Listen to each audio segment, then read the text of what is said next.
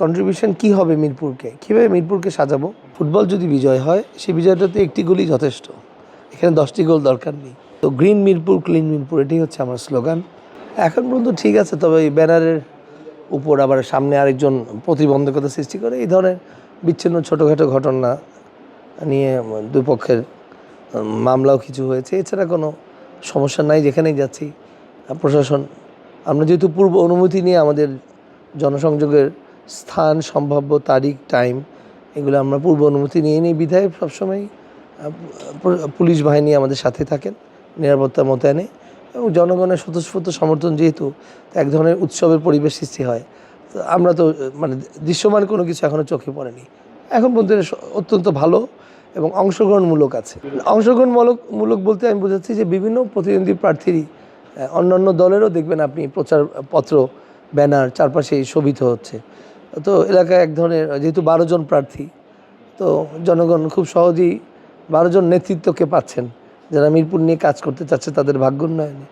তারা অত্যন্ত খুশি যে আমাদের মিরপুরকে 12 জন চিন্তা করছে, 11টি রাজনৈতিক দল এবং আমি, সেই 12 জনের চিন্তাভাবনায় ঢাকা 14, তাদের বিশাল ব্যাপার, 1 ডজন না। ব্যাপারটা সেরকম না। ব্যাপারটা হচ্ছে, যেহেতু আমি একটি দল করতাম, 2018তেও আমি ধানের শীষের প্রার্থী ছিলাম এই আসনে, এবং আমার বাবা 5 বারের এমপি ছিলেন এই এলাকা থেকে, বিএনপির উনি সংসদ সদস্য ছিলেন।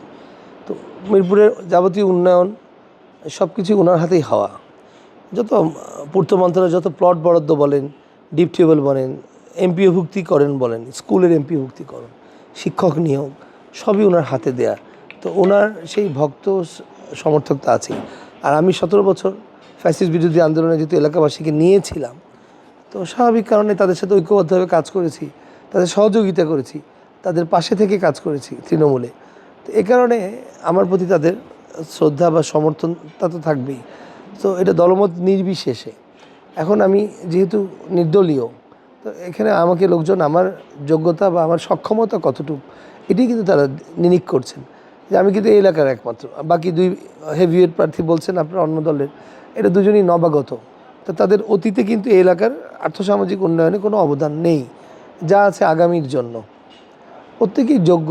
তো তারপরেও যেহেতু আমার সম্পৃক্ততা, কন্ট্রিবিউশন আছে আমার পরিবারের, আমার বাবার, তো সেই হিসাবে আমি ফুটবল মার্কা হলেও ব্যক্তি আমি, আমার দেওয়ার ক্ষমতা বা সুরক্ষা, জানমালের নিরাপত্তা, এই দেওয়ার সক্ষমতা কিন্তু আমি প্রমাণিত। যেহেতু প্রমাণিত, তাহলে অভিজ্ঞতা যদি বলেন, 33 বছরের রাজনৈতিক অভিজ্ঞতা এলাকায়, তো সব কিছু মিলাই তো জনগণ দিন শেষে দেখবে যে এলাকার সন্তানকে, এলাকায় কাকে পাচ্ছে সব সময়। তো আমি তো এখানেই জন্ম, এখানেই মৃত্যু, সবই হবে এখানে। তো বিধায় আমার দায়বদ্ধতা বেশি, বিধায় জনগণ এটা পুনর্বিবেচনা করছে যে স্বতন্ত্র হলেও যে ফুটবল মার্কাই একমাত্র এলাকার উন্নয়ন সম্ভব। এই জন্য আমি মনে করি এই ফুটবল এবার ইতিহাস সৃষ্টি করবে। টানা তৃতীয়বার অর্জন করেছে দেশের সেরা সুপার ব্র্যান্ড স্বীকৃতি বসুন্ধরা টিস্যু। ঢাকা 14 আসনে 2008-এ সর্বশেষ যে নির্বাচন, বা 18-তে তো একসাথেই ছিলাম জামাত সহ। তো 2008-এ জামাত ইসলামী এখানে কিন্তু নির্দিষ্ট অল্প ভোট ছিল। তো এই মাইগ্রেশন তো এত রাতারাতি এরকম হয়নি, স্বাভাবিক যে মাইগ্রেশন বলেন ওই সেই ভোটার নিবন্ধন হয়েছে। তো তেমন একটা তারতম্য নাই। 5,000 প্রবাসী ভোট আছে, দ্যাট ইজ 1%।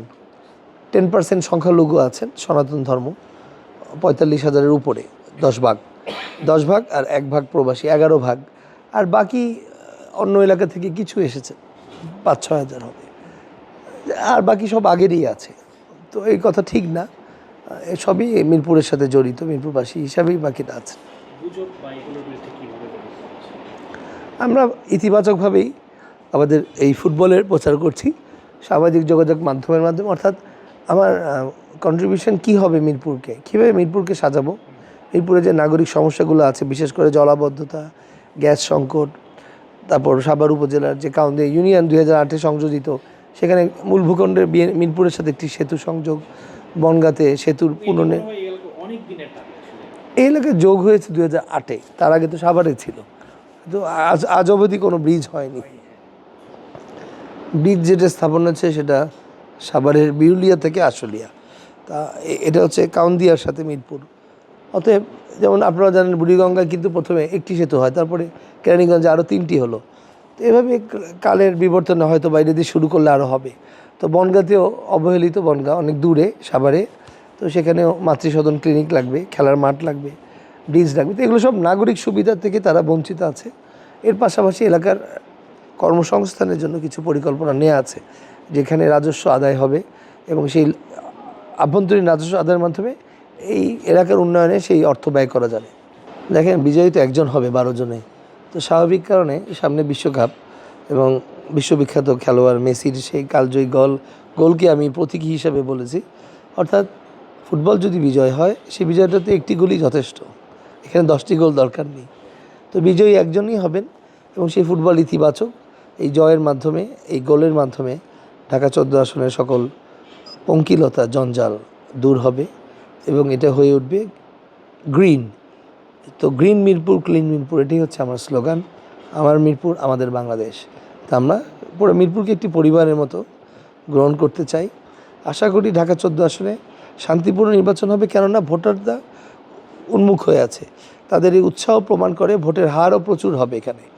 তো সেই জন্য যদি আইনশৃঙ্খলা স্বাভাবিক থাকে এবং সহিংসতা না হয়, কেন্দ্র দখলের কোনো চেষ্টা যদি সেনাবাহিনী বা আইনশৃঙ্খলা বাহিনী দমন করতে পারেন, সারিবদ্ধ নির্বাচন হলে কী হলো, অধিকাংশ জনগণের মতামতটা আপনি পাচ্ছেন। তো অধিকাংশ জনগণের মতামত যেখানে, সেই রায় তো সবাই মেনে নিবে, সেটা আমি হই বা আমার প্রতিদ্বন্দ্বী প্রার্থী। বানচাল করার চেষ্টা করলে জনগণকে সাথে নিয়ে আমি সেটা আইনগতভাবেই প্রতিবাদ করব। আমি বলা মাত্রই জনগণ মাঠে নেমে যাবে, তা মনে হয় না। এখন পর্যন্ত জনগণ ভোট দেওয়ার ক্ষেত্রে তারা 100% ইতিবাচক, তারা সকল বাধা অতিক্রম করেই ভোট দিবেন।